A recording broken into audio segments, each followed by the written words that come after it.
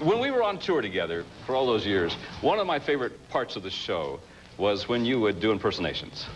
Oh, my God, I don't know about that. Yeah, I'm going to ask you to grab the guitar again, would you? Well, okay. Because I want you, I know that you named your son Marty after Marty Robbins, did you not? Marty was named after Marty Robbins and Marty Stewart. No, not Marty Stewart.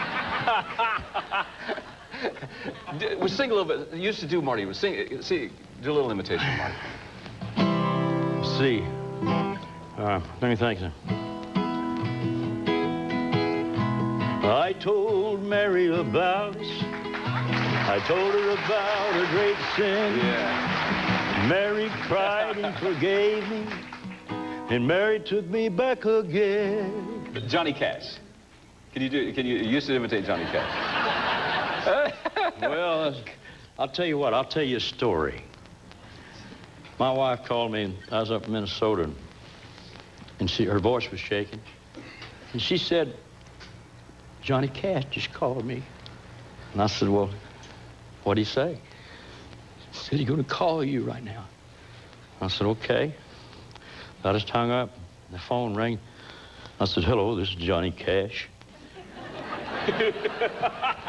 You answered the phone? And he said, that's pretty good, Haggard.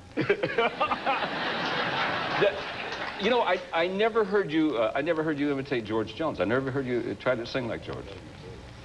You know, some people, I like to do George's songs. I do Jimmy Rogers songs. Some people, it's beyond that. You can't. There's people who have dedicated their whole life to sounding like George Jones. Till I die.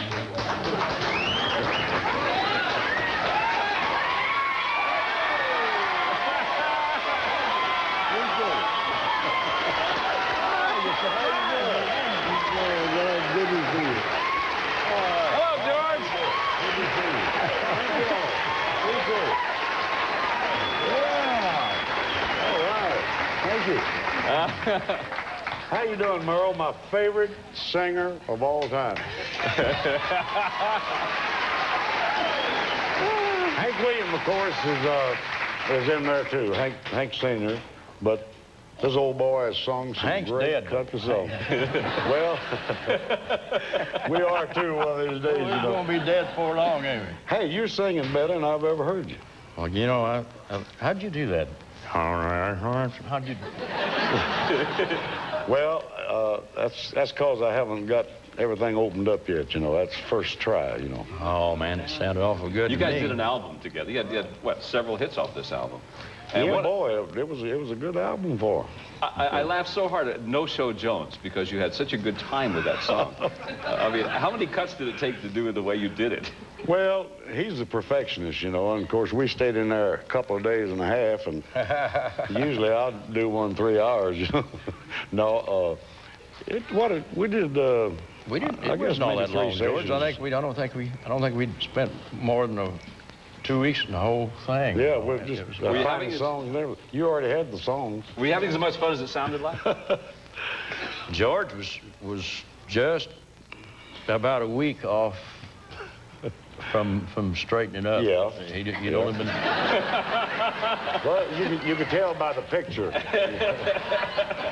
And I don't know why. The people from New York, no offense, but the people from New York that do a lot of that, the picture work and stuff like that for your albums and things, they pick out the worst picture in the world.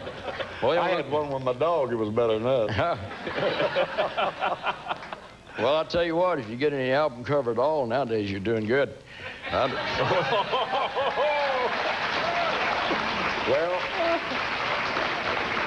that's what I want to talk to you about. Yeah. Mine looks like you bit. I'm good, George. You know, it's just to sit here with these two guys. I mean, my heart's going like this. I mean, it's just incredible to sit here mine is too, with right two now. Legends like this. I mean, I'm not kidding you. Thank you. It brings back a lot of memories. The first time that I ever met Merle, and I heard him mention it a while ago with Bonnie, was at the Blackboard. That's right. I believe, if I'm not badly mistaken. That was a bar in Bakersfield, California. Right, and I remember watching Merle so strongly that night. And he didn't know it. Yes, I did. But, yes, I did. but I said, I can Lord, remember. I heard this guy, they called him on there in a little bit, and he started singing, and I said, well, where does this boy come from? And my goodness, so you just, you just had my whole attention the whole night. George, I remember that like it was yesterday, and you know what a day yesterday was. Oh, boy. Wasn't it good? Yeah. We had a good time. Do you think, I don't know if you've read George's book or not, but this is the most incredible book that I have ever read in my life, and I mean that sincerely. And I know it's on the New York Times bestseller list and everything. The fact that you had so much trouble in your life, you've had so much trouble in your life, do you think that that has, A, brought you guys together, and B, have something to do with this tremendous talent that exudes from both of you? Well, first of all, we caused most of it. You caused most of the trouble? Oh, yeah. No. Back when he and I was growing up, if you didn't start something, there wouldn't be nothing. There wasn't nothing happening, was it? It's not like today, you know, when everybody got so much different things to do, you know. We didn't have that much.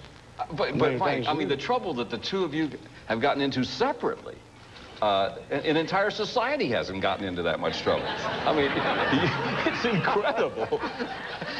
And still this marvelous talent. When you guys open your mouths, this gold comes out. It's just fascinating. Well, I tell you what, both of us, and he'll agree, we've been very fortunate. We've both been attached. But I tell you what, I think it's because you really enjoy what you're doing, and I know we did.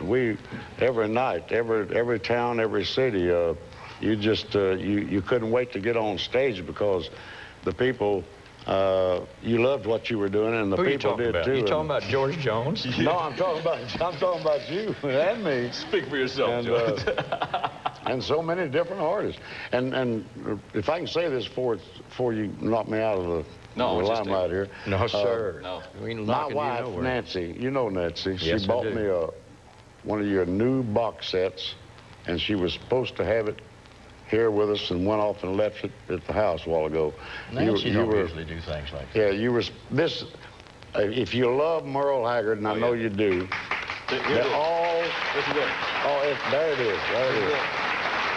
I mean, this is the most incredible collection that you'll ever find in your life. Now, I don't know if you drink or not. You don't have to drink, but you might drink after you hear it. Oh, for sure. Stay right where you are, guys, please. Okay, we're going to be back. We've got lots more going on our very special Primetime Country with Merle Haggard and George Jones. How's this, folks?